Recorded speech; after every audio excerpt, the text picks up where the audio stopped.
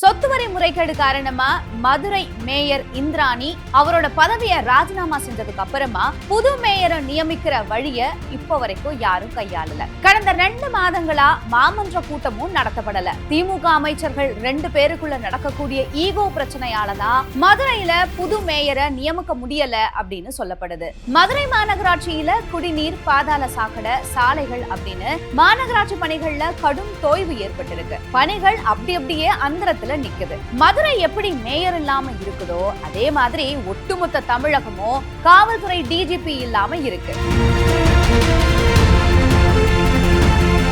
இதுக்கு முன்னாடி டிஜிபியா இருந்த சங்கர் ஜூவல் ஓய்வு பெற்றதை தொடர்ந்து பொறுப்பு டிஜிபியா வெங்கட்ராமன் நியமிக்கப்பட்டிருக்கிறாரு. ஆனா புது டிஜிபியை நியமிக்கிற வழிய இப்ப வரைக்கும் யாரும் பார்க்கல. சட்டம் ஒழுங்கு டிஜிபியா இருக்கக்கூடியவர் ஓய்வு பெறுவதற்கு 3 மாதங்களுக்கு முன்னாடியே அடுத்த டிஜிபியை தேர்வு செஞ்சிருக்கணும். ஆனா அப்படி செய்யப்படல.